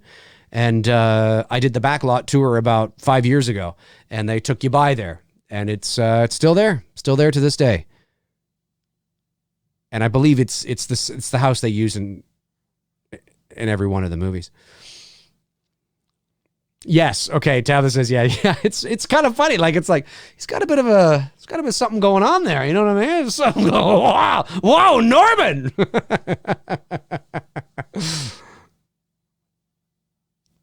I love how he's standing there talking to, he's got his hands in his pocket. He's just like, hey, what's going on, guys? Like this, almost like this juvenile boyish. He's got that boyish charm.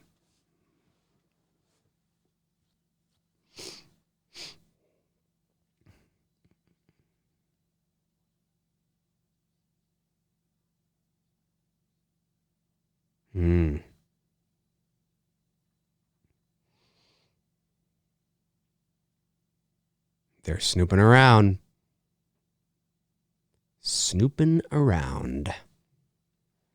Frank Riker says, Dave, ever see Mel Brooks' High Anxiety? No, I have not. Is it funny? Tabitha Short says, did he just skip walking into the office? I think he might have. He's got a little bit of that charm, right?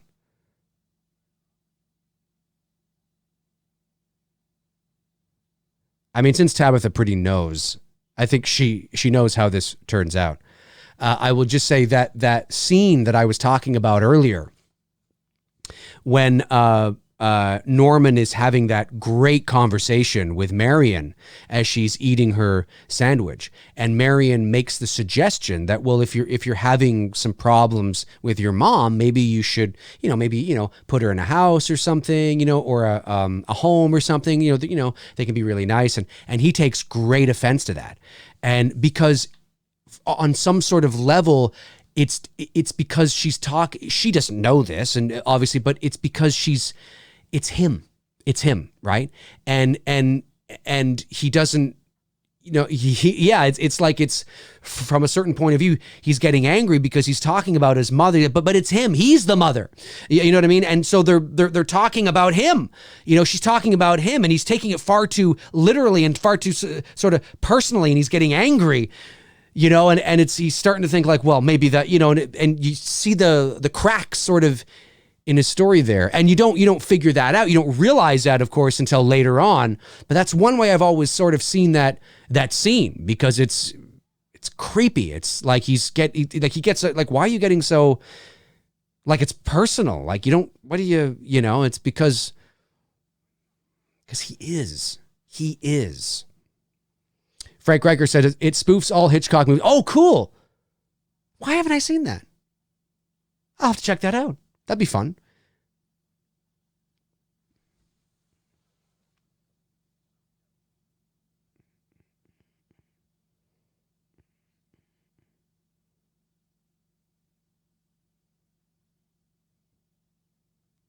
Yeah. If he sees us, we're just taking air. We're just taking air. Who talks like that now? If he sees us, we're just taking air. The music, of course, building that suspense as they walk by the, and it's, totally believable. I do believe, because of the set design, totally buy that this is a motel and off the road, down the street, obscure motel next to a house. I buy it. Jason Dyke says Marion Crane's smile to come back in. Marion Crane's smile to comes back into play at the end. Yep. Joanna from Canada says, I would love to hear the internal monologue of Norman's brain thoughts. Well, you sort of do in a way with somebody else. Kind of. But I know what you're saying. Frank Riker says it has a scene in it from the birds on the playground, but they poop on Mel as he... Oh, that's funny. Like me some Mel Brooks every now and then.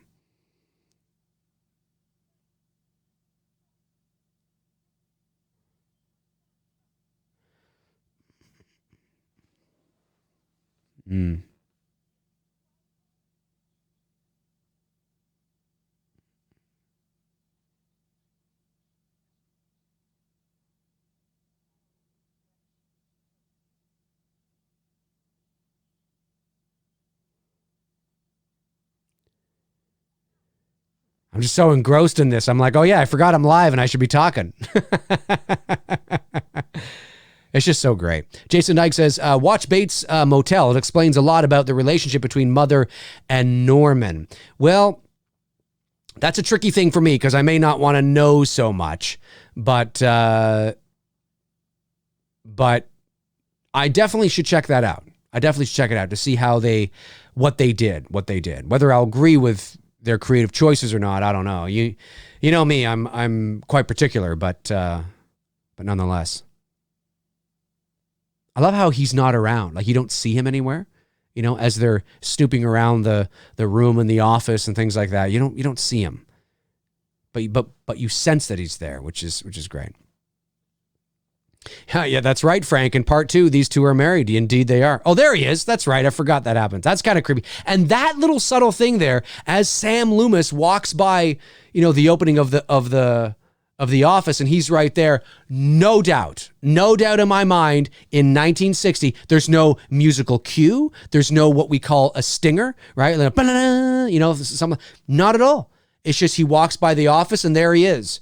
That would have elicited quite a few from the audience in 1960. 100%. Because he's a bad guy. You don't know how bad of a guy he is at the moment, because right now you just think that he's protecting his mother, right? He's trying to, but yet there's still something strange that's off. And that shot, zooming up on Norman, right, as he's standing by the swamp, like that's that moment where it's like, man, he's got a look in there that's just not cool, man. There's more going on. Where are we here? I am a hour and 35 minutes and 51 seconds into the movie. And no, an hour and 35 minutes? Yeah, I guess I am. Hour and 35 minutes. Hour and 35 minutes and an hour and 36 minutes into the movie. And Marion's sister has just entered the psycho house. Joanna from Canada says, so they think Norman found the money and harmed Janet to get it. I think that's what they assume, yes. Jason Nike says, this scene is like when Laurie Strode is walking to the Wallace house. Kind of, yeah. I see the thing, yeah. I see what you're doing there.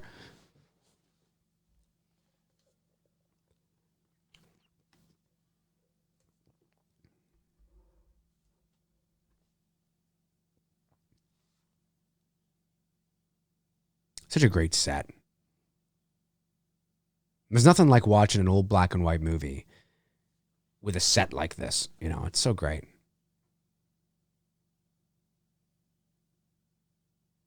And I love, look at the bed.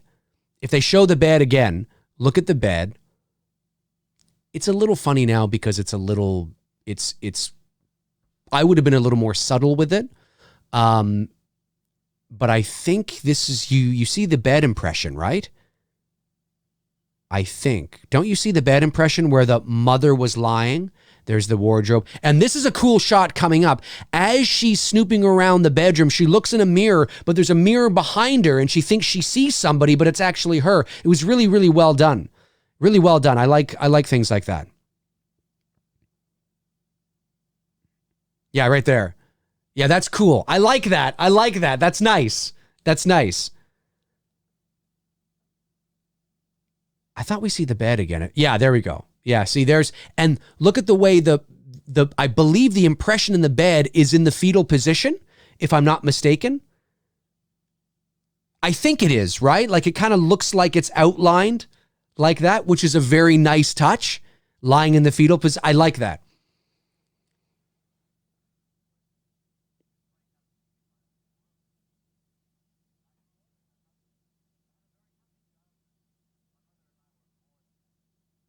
Yeah, I bet. Mother and you are more than happy. Jim Dorsey says the great score elevates this movie and further. 100%. It's a great score. Fantastic score. Jason says the creepiest room ever. Yeah. Frank Riker says, I have to say, at least they kept the house the same throughout the sequels and not like Halloween. Yep. It's so it's too iconic. That's what I mean. It would have been blasphemous to change that. You couldn't do it. You can't do it. It's way too iconic. It'd be like calling a random skyscraper the Empire State Building. You just can't do it. Now, when you read, damn it, I missed it.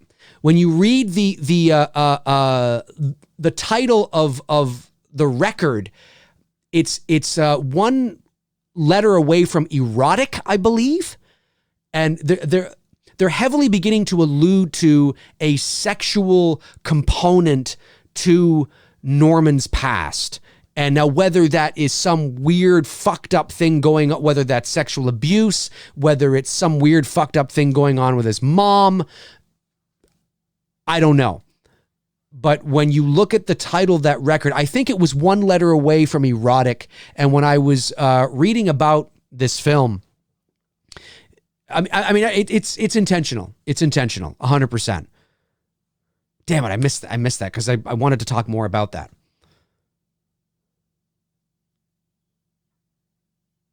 Yeah, where's the girl?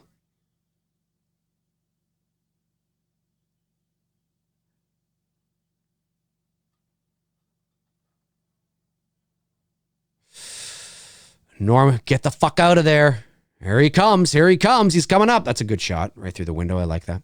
Jacqueline McEwen says the title is, oh, yes. A Beethoven symphony that means heroic or something. Yes. Thank you. Yes. Yes. And it's one letter away from erotica.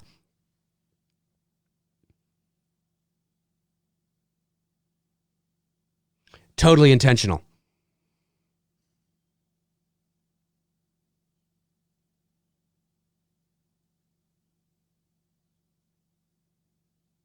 So great. So great. David Ferguson says, has anyone else seen Psycho 5? It was called Bates Motel. No, there's a Psycho 5. It's the only one in the franchise that I haven't seen. I think it goes down the haunted house route a bit like Amityville. Really? I didn't even know. Oh, wait. Here we are. The end climactic scene, ladies and gentlemen. She thinks she's found Mrs. Bates. Here it is. Now remember, 1960. Imagine, this is 1960. Holy fuck. Are you kidding me? She screams, turns, and look who comes into the room. But that's a creepy shot. Norman Bates dressed as his mother. And then, of course, the moment when you realize, oh my God, it was Norman Bates the entire time.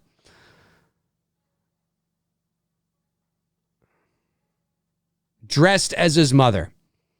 Again, I mean, Jesus, I would love to be in a theater in 1960 watching this. And seeing that skeletal face as it crossfades into the courthouse. Oh my God. I mean, imagine that. We all would have been like, what the fuck?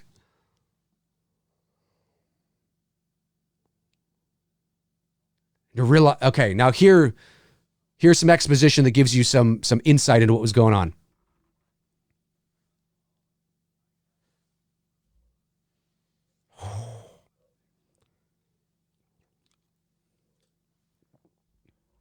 That's right.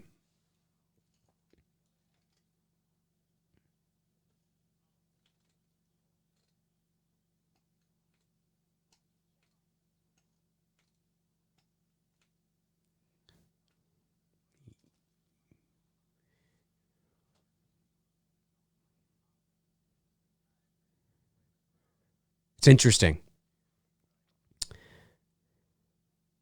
Joanna from Canada says that still gives me goosebumps. Me too. Oh yeah, when I see it, it's like, oh my God, can you imagine? David Ferguson says, thanks for the info, Jacqueline. Frank Reiger says, I would have been dancing with Mrs. Bates as Norman ran in.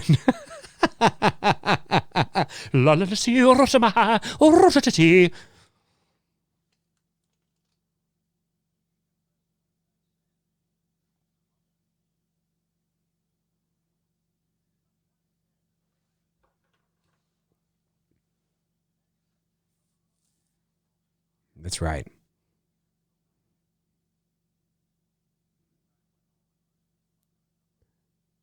Here it is. Norman murdered his mother and her lover. Right. Yes. According to Norman.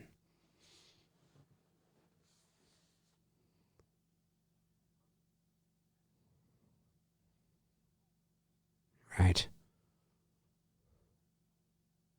I'm just being quiet so you guys can listen. Matricide, I believe, is the killing of one's mother. Patricide, I think, is father.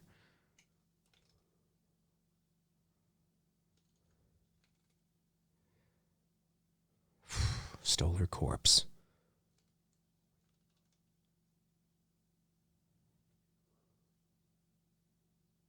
Fascinating.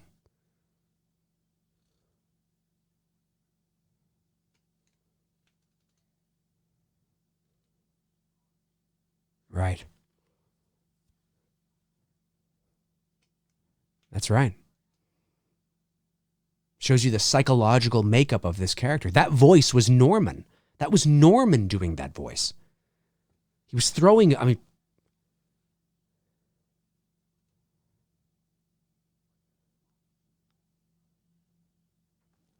get that? He was never all Norman, but often only mother. Great line.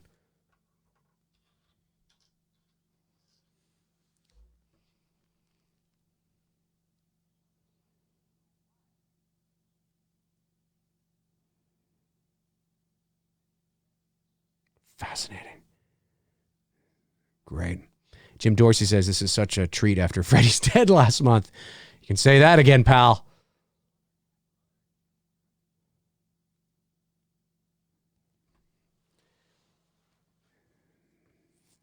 It's going to plead insanity, probably. Joanna from Canada says they will drain the swamp and find 20 cars parked down there. Yeah. No.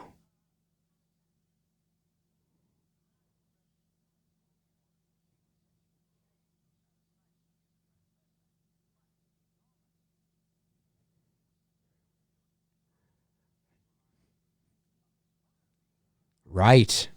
Right.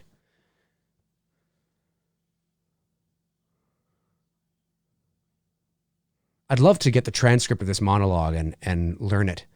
Seriously, like learn it word for word. I'd upload my own version of it. That'd be awesome. That'd be fun to do. Yeah. That's why when he was having that conversation with Marion, and Marion suggested that you put your mother in a home, it was like putting him in a home, right? Because he is his mother. He became his mother. He knows that. I mean, he's not thinking that, but it was that sort of. It's insanely good. Very well written.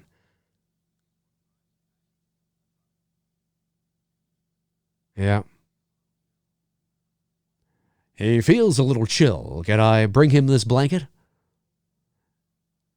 And this last shot, as Jason said, I think it was Jason Nike said this, such a great last shot.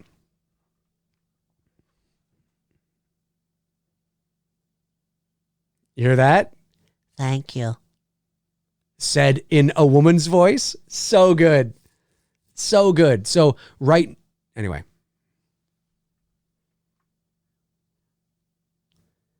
I got to listen to this.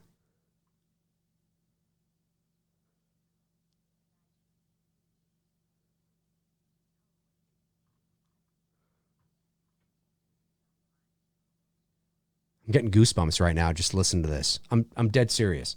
I'm dead serious.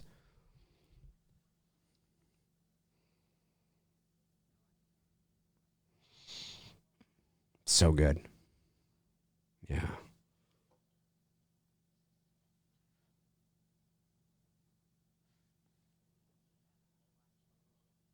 I love it. They're probably watching me.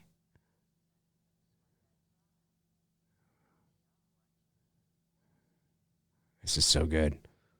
Look at that little smile. Look at that little smirk. Look at the way he looks up at the camera. Oh, it's so good. So good. And that, ladies and gentlemen, is Alfred Hitchcock's Psycho. That is Psycho, ladies and gentlemen. Man, I'm telling you. I mean, again, folks, you know, if you're of a certain age, you know, it might seem a little sort of like, well, that wasn't that bad.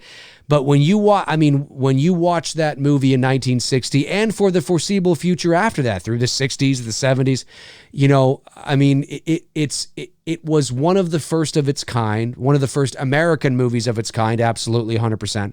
And it sort of, I mean, let's not forget the reason why they shot it in black and white partially was because to get past the censors, because they knew they had a scene in it where they were going to reveal some blood. And, you know, I mean, it showed that if we can do this, what's the next stage after that? It's why Psycho is often referred to as sort of, you know, the grandfather, the godfather, if you will, of slasher films. I mean, it's not a slasher film in the traditional sense of what slasher films became to be known as, and the tropes and the identities of what we commonly refer to and look for in a slasher movie. But it set the stage. It planted the seed. You know, when you have a movie like that, it's like, what's next? You know, and without Psycho, you know, I mean, listen, without Psycho, there inevitably would have been something else that would have come along. But certainly it was a magnificent piece of work in that genre for its time, and still holds up today. It's beautifully shot. It looks tremendous. And it still gives me goosebumps. you know, and the psychological layers that are in this movie are terrific. And I feel like every time I watch it, I pick up something new. Do you know what I mean? Even if it's one little thing, you know, I feel like I pick up something new. So I think it's really cool. I've always really enjoyed it. And I want to thank you guys for picking it and watching the original Psycho tonight. It was awesome. And Frank Riker says Rear Window's got to be next. You know what? I'm going to put it on the list. I'll put it on the list. You know, I tend to put it on the list every now and then. And let's see if we can get that one going too. Or Rope. Rope would be a great one to watch, or Vertigo, or, I mean, God, any of those ones would be really cool to watch. Jim Dorsey says, is it true that they locked the movie theater after the film started? People couldn't. Yes, that is true. It was part of the marketing. Now, you can walk in 5 minutes into this movie. You can walk in 10 minutes into this. Well, maybe not 10 minutes, because it is important to know that she's got the money and that she's stolen the money. But you could walk in 5 minutes and be okay and know what's going on, right? But they utilize this idea that, you know what, it's so integral for you to be in the theater from the second that movie begins, because this is that kind of movie, like fucking sugar. It just adds to the mystique of the movie. It adds to the hype of the movie. And in 1960, that was relatively easy to do because there was no internet.